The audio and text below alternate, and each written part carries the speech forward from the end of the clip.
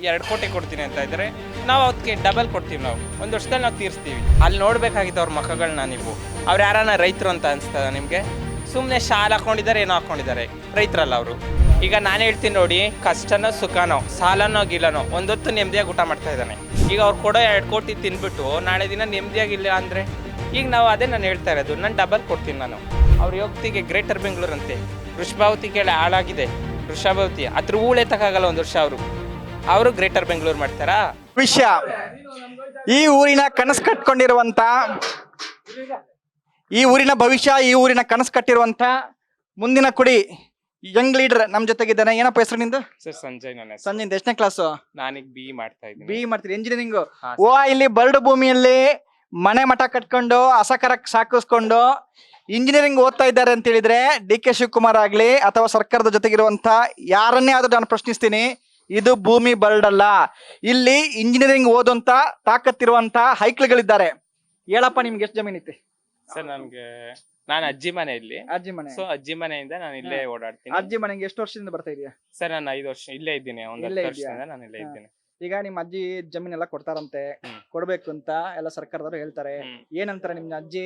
ನೀನ್ ಬಿಡಕ್ ರೆಡಿ ಇದೆಯಾ? ಅಜ್ಜಿಗೆ ಹೇಳ್ತೀಯಾ? ಬುದ್ಧಿ ಹೇಳ್ತೀಯಾ? ಫಸ್ಟ್ ಆಫ್ ಆಲ್, ಪ್ರಜಾಪ್ರಭುತ್ವ ಅನ್ನೋದು ಜನಗಳಿಂದ ಜನಗಳಿಗೋಸ್ಕರ ಜನಗಳಿಗಾಗಿರುವ ಸರ್ಕಾರ ಪ್ರಜಾಪ್ರಭುತ್ವ.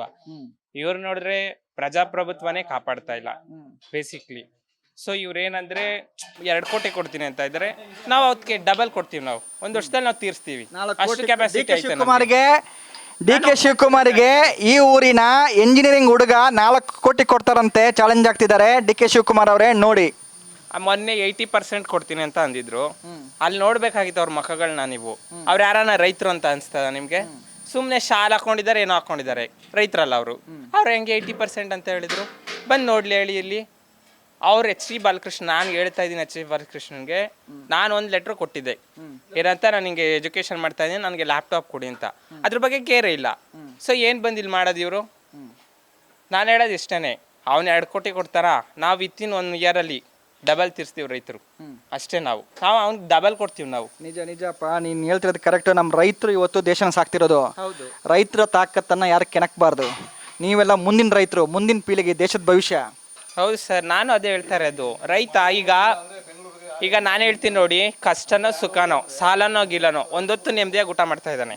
ಈಗ ಅವ್ರು ಕೊಡೋ 2 ಕೋಟಿ ತಿಂದ್ಬಿಟ್ಟು ನಾಳೆ ದಿನ ನೆಮ್ಮದಿಯಾಗಿಲ್ಲ ಅಂದರೆ ಈಗ ನಾವು ಅದೇ ನಾನು ಹೇಳ್ತಾ ಇರೋದು, ನಾನು ಡಬಲ್ ಕೊಡ್ತೀನಿ. ನಾನು ಅವ್ರೇನು 2 ಕೋಟಿ ಕೊಡ್ತಾರೋ ನಾವು ಅದು ಡಬಲ್ ಕೊಡ್ತೀವಿ. ಇದು ಬರಡು ಭೂಮಿನ, ಇದು ಬರಡು ಭೂಮಿನ.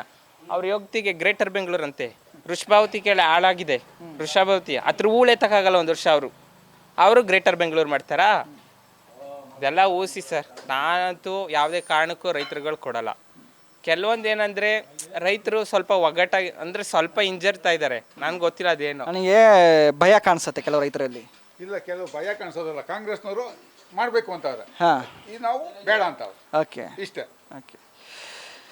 ಓಕೆ, ಇದು ನಾವು ಮನಗನಹಳ್ಳಿಯಲ್ಲಿ ಕಂಡುಕೊಂಡಿರುವಂಥ ದೃಶ್ಯಾವಳಿಗಳು. ಇಲ್ಲಿನ ಜನ ಯಾವ ಕಾರಣಕ್ಕೂ ಸರ್ಕಾರಕ್ಕೆ ಭೂಮಿಯನ್ನು ಕೊಡೋದಕ್ಕೆ ರೆಡಿ ಇಲ್ಲ. ಅವರ ಬದುಕು ಭವಿಷ್ಯವನ್ನು ಅವರು ಕೈಯಾರೆ ಹಾಳು ಮಾಡ್ಕೊಳ್ಳೋಕ್ಕೆ, ಇಸ್ಕೊಳ್ಳೋಕ್ಕೆ ರೆಡಿ ಇಲ್ಲ. ಇದನ್ನು ಸರ್ಕಾರದ ಆಳುವ ವರ್ಗ ಗಮನಿಸಬೇಕು.